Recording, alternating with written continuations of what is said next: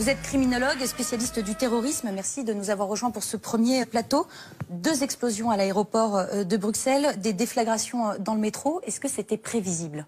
Bon, c'était tellement prévisible que c'était même annoncé. Le propre gouvernement belge a passé son temps depuis novembre et surtout janvier à annoncer des attentats, à mettre la ville en état de siège, plusieurs jours déjà.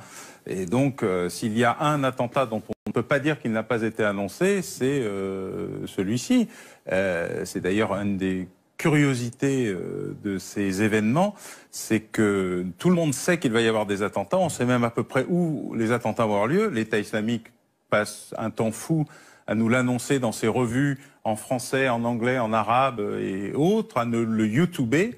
Et nous faisons d'immenses efforts pour ne jamais écouter ce qu'il nous raconte. Donc oui, il y a une curiosité, mais non, il n'y a aucune surprise. Et les exécutants étaient fichés en plus. En plus. Comme d'habitude. C'est ce que j'allais dire. Ça fait 20 ans, depuis Khaled Kelkal, qui est le premier hybride, le premier cas de prototype criminel qui passe au terrorisme. D'habitude, on avait des politiques qui utilisaient la violence. Ça, on savait ce que c'était. Oui, Brigade Rouge et compagnie. Tout ça, action directe, on était habitués. On a vu apparaître un truc bizarre avec Khaled Kelkal qui a surpris tout le monde. Tout le monde. Personne ne peut dire qu'il a... Nous, les criminologues, enfin, tout le monde. Bon, après, on a su que ça existait. Et c'est pas ce qu'on a eu. On a eu ce qu'on croit appeler Al-Qaïda, dont nous sommes les inventeurs pour lutter contre les Russes en Afghanistan, et qui est un golem, ça s'est retourné contre nous, comme d'habitude. Mais c'est une organisation, comme disait Donald Rumsfeld, on a les factures, on sait ce que c'est. On l'a inventé, ça s'est retourné contre nous, mais on sait où c'est. Un peu comme l'État islamique, vu par nos amis sunnites. Mais si vous me prenez tout ce que je vais dire, Vous débordez sur le temps de... Enfin, si vous venez pour parler à ma place... Je l'avais dit avant de venir. Et donc, vous avez ça. Et puis, ça a disparu jusqu'à Mera. Mera, c'est Kelkal copié-collé. C'est le même. Vous prenez son dossier judiciaire, son dossier criminel. Voilà. Kelkal, où est-ce qu'il est radicalisé? À Bruxelles. 95. Ah, déjà Kelkal? Oui. Kelkal est radicalisé à Bruxelles. C'est là où il passe au GIA pour être un agent du GIA qui devient le groupe salafiste. Déjà. Donc, nous n'avons aucune surprise, c'est rien. Nous n'avons juste une amnésie collective généralisée visant à ne plus jamais nous souvenir de quoi que ce soit. Mais hélas, je dis bien hélas, il n'y a pas de surprise.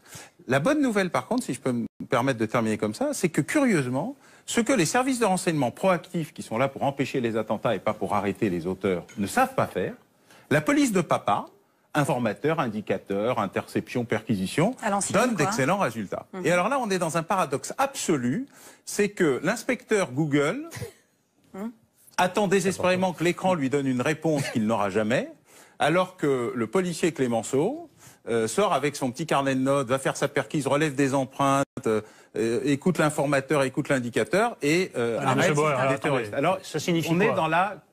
Ça signifie... L'erreur, le fétichisme technologique est une erreur. Alors, est-ce que ça signifie qu'à un moment ou à un autre, nous, je parle hors des États-Unis, on s'est aligné sur les Américains qui, eux, ne croient qu'à la technologie? Bien sûr. Et eux, ils l'ont payé, le 11 septembre, ils l'ont payé à Boston, ils l'ont payé à San Est-ce que vous pensez que c'est une des causes de ce dysfonctionnement? On a un sujet assez simple, on a 2 oreilles, pas de cerveau, on a décidé de mettre 4 oreilles pour voir si ça marchait mieux.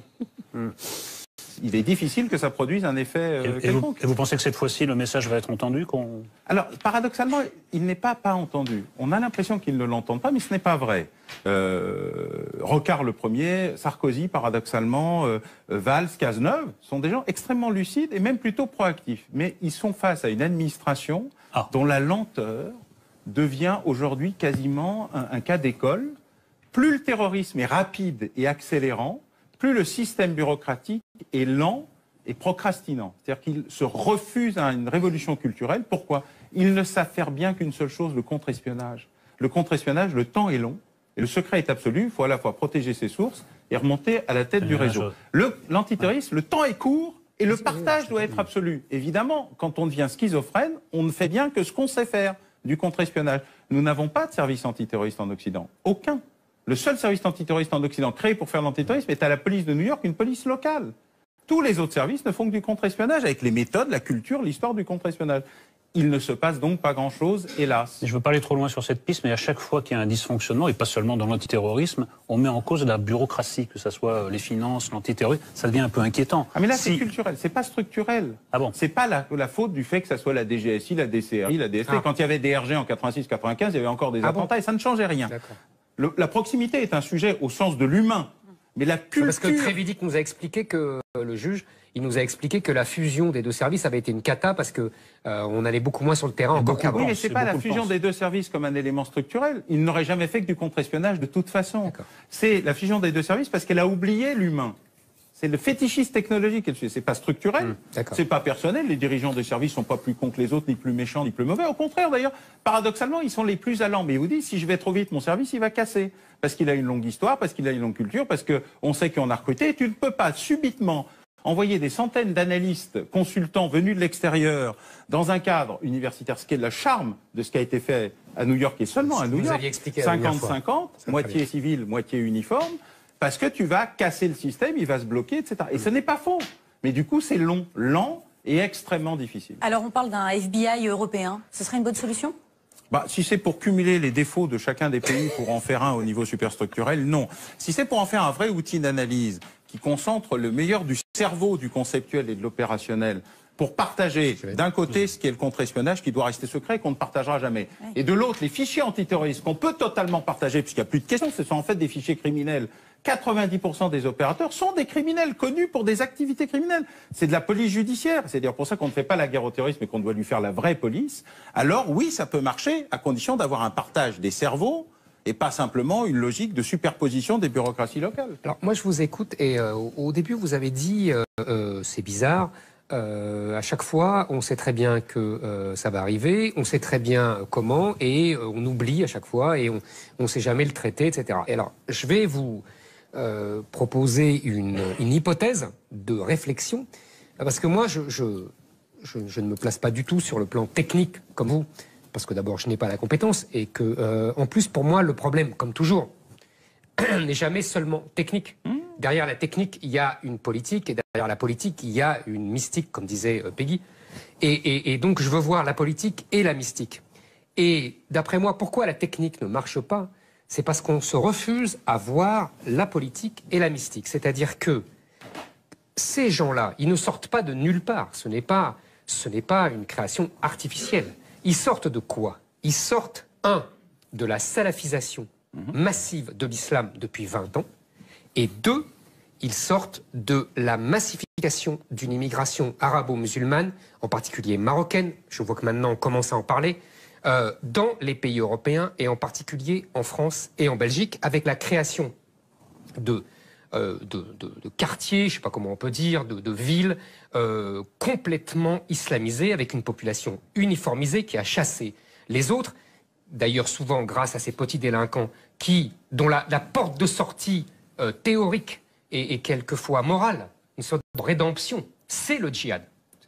On oublie toujours, on nous dit oui mais c'est pas l'islam n'a rien à voir puisqu'ils étaient de mauvais musulmans. Mais justement, ça s'appelle la rédemption. Et la rédemption pour ces petits voyous, pour ces trafiquants, mais bien sûr. Ça ne marche pas pour Abdeslam, par exemple. Mais bien sûr que si. C'est tous des petits voyous. Oui. C'est tous des trafiquants. Donc ils ont le savoir-faire. Mais en même temps, ils ont la culpabilité. Et on leur dit, tu vas faire rédemption. Dans toutes les religions, c'est prévu comme ça. Sauf que dans l'islam, la rédemption, c'est par le djihad. C'est tout. Et donc ils sortent de là par le haut. Et on ne veut pas voir ça. On ne veut pas voir que la cause première, c'est l'immigration. On ne veut pas voir que la cause seconde, c'est la salafisation de l'islam. Alors évidemment, on se retrouve à chaque fois démunis, puisqu'on croit, comme dit Olivier Roy, que c'est la radicalisation, l'islamisation de la radicalisation et autres fadaises de sophistes talentueux. Voilà, donc je vous livre cette hypothèse-là. Tant qu'on n'admettra pas ça, eh ben, on ne pourra jamais techniquement avoir des réponses adaptées.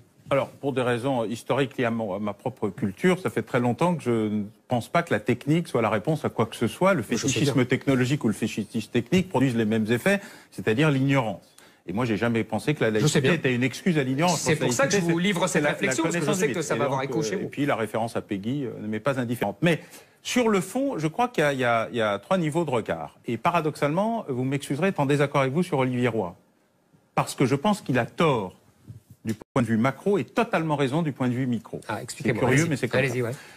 Keppel dit, par exemple, la salafisation est un sujet majeur. Bon, alors, dans la salafisation, c'est un mouvement d'intégrisation. Oui. Ces mots n'ont pas de sens dans le monde musulman, mais nous, on les comprend, Absolument. donc on va faire culturel. En fait, c'est un littéralisme. C'est un littéralisme, et il dit, à la voilà, lettre, ils prennent le texte à la dans lettre. un espace où vous n'êtes plus chez vous, où vous êtes entre recherche d'identité, déraciné, etc., la deuxième génération beaucoup plus que la première, et la troisième encore plus que la seconde, vous devez vous reconstruire une identité. La meilleure identité, c'est d'être dans le littéral absolu, puisque vous ne vivez pas l'islam, mais vous le fantasmez. L'islam fantasmatique est un islam littéral, et vous allez vous retrouver là-dedans. Il y a ceux qui choisissent le djihad intérieur, quiétiste, non mais ça existe. Oui. Et puis il y a ceux qui choisissent le djihad de l'épée. Enfin, c'est comme la blague de... C'est les poissons volants, ça existe aussi, et c'est pas la majorité du genre. Alors, chez les salafistes, c'est l'inverse. Voilà, merci. Paradoxalement. Non, chez les salafistes, il y a plus de quiétistes que de djihadistes, parce qu'autrement, on en aurait plusieurs millions. Nous en avons plusieurs. Les uns sont complices des autres, monsieur Je ne dis pas Bauer. le contraire. Non, mais ce que j'explique, c'est le passage à l'acte. Vous m'excusez, j'entends bien le concept de complicité, dans mon métier, c'est important. Mais il y a le passage à l'acte. Dans l'eau, vous connaissez aussi. Le passage à l'acte est un sujet important. Or, dans le passage à l'acte, on est encore dans... Mais l'environnement salafiste aide massivement à ce processus de passage à l'acte. Deuxièmement, ce sont des hybrides. Donc vous avez raison, il y a une partie rédemption, mais il y a aussi une partie camouflage, enfumage. C'est-à-dire qu'il y en a qui ne sont pas du tout dans la rédemption. C'est quand même plus facile de continuer à faire du petit banditisme organisé en me faisant passer pour un militant qui utilise la tahriya, c'est-à-dire la dissimulation, que d'être un vrai militant islamique qui respecte l'intégralité des règles, y compris pas fumer, pas boire et pas sortir en boîte. Situation Mera, mais situation Abdeslam, y compris encore récemment. Donc, il ne faut pas sous-estimer leur capacité non seulement à utiliser la rédemption pour rentrer dans l'islam, mais aussi à se cacher à l'intérieur de leur univers pour dire, vous voyez, je suis un bon musulman, mais en fait, pas du tout. Non, mais comme dans toutes les religions. Oui, bien sûr, mais il faut l'intégrer comme élément. Troisièmement, quand Olivier Roy dit, ce sont des radicaux islamisés, il intègre une partie dont nous ne parlons pas, mais qui est très importante, qui sont les convertis. Et comme vous le savez, les derniers convertis sont toujours les pires des croyants.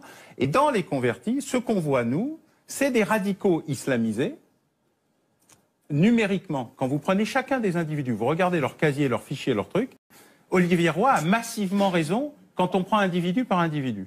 Et c'est ça qui est important. C'est que les radicaux islamistes, j'aimerais comprendre. C'est des gens qui auraient pu être à Action Directe, on en parlait, qui auraient pu être aux Brigades Rouges, qui auraient pu être dans n'importe quelle organisation, et notamment qui sont tous d'abord des criminels.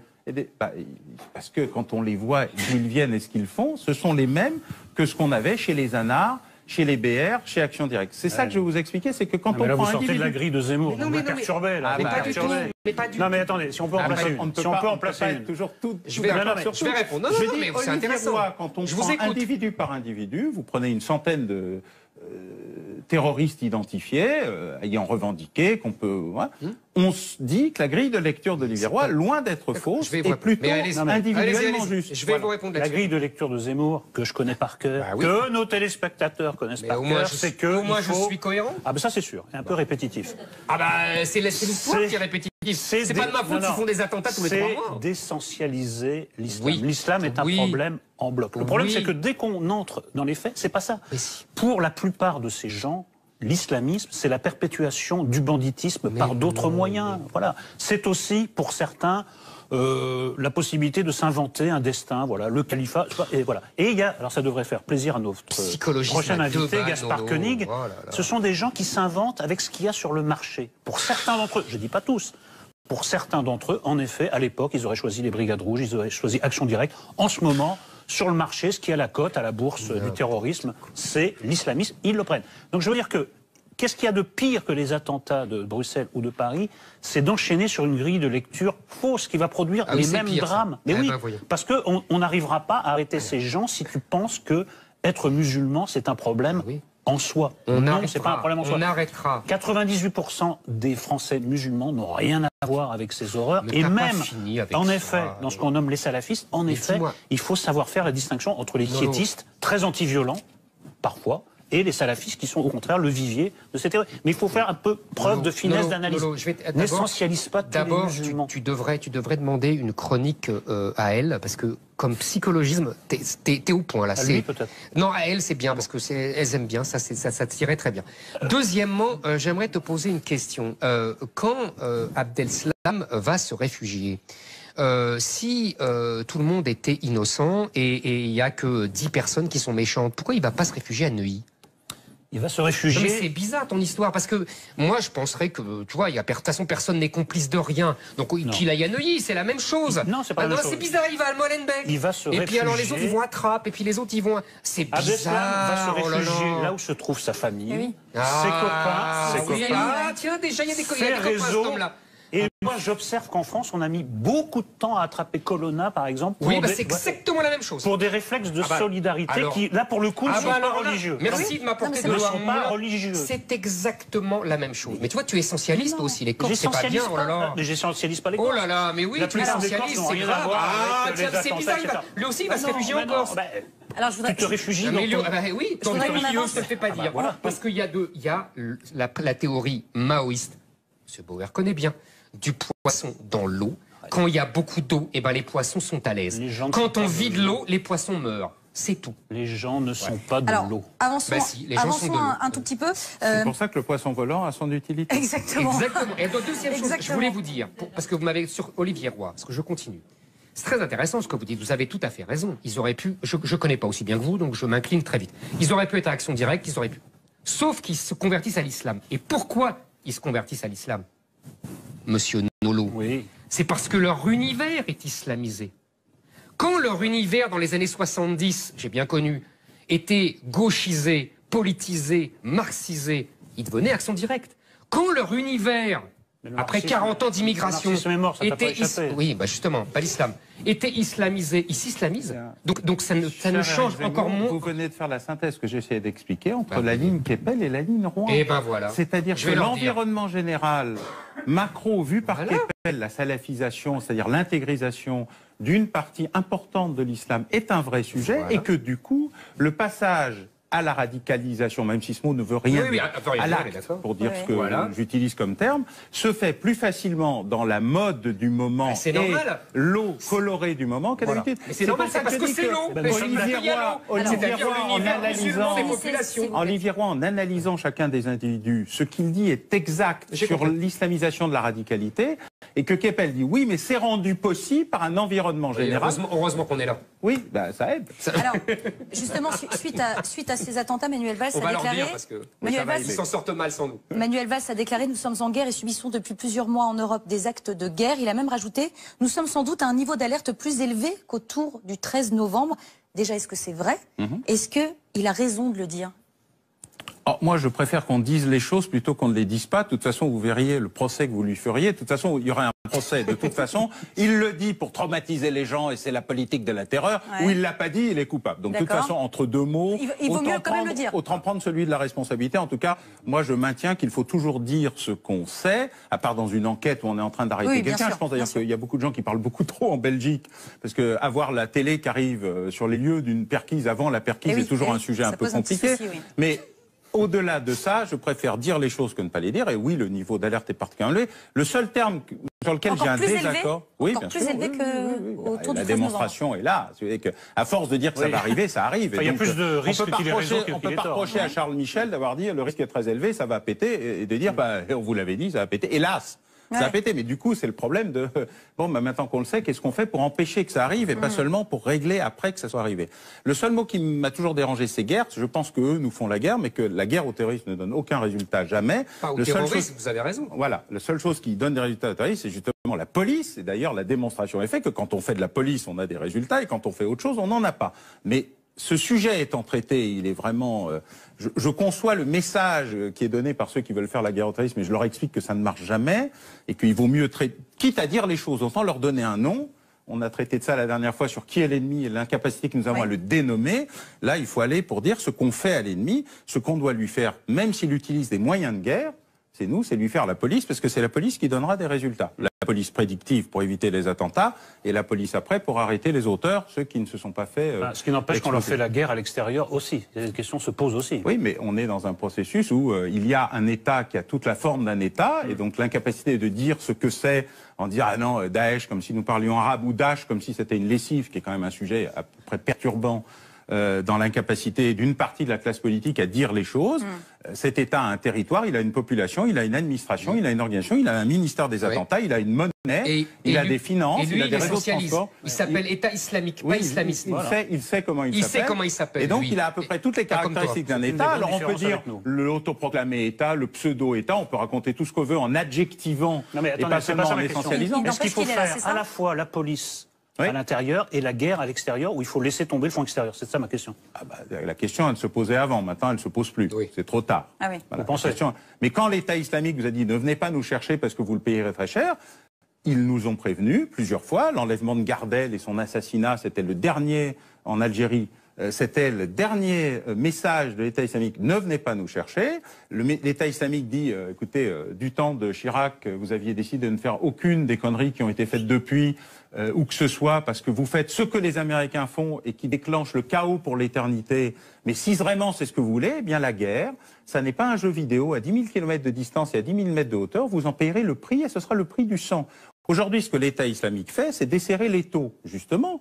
Parce que, non pas la guerre que nous menons, mais la guerre que les Kurdes mènent, les miliciens, les Syriens, les Russes, enfin tout le monde sauf nous, dans la réalité.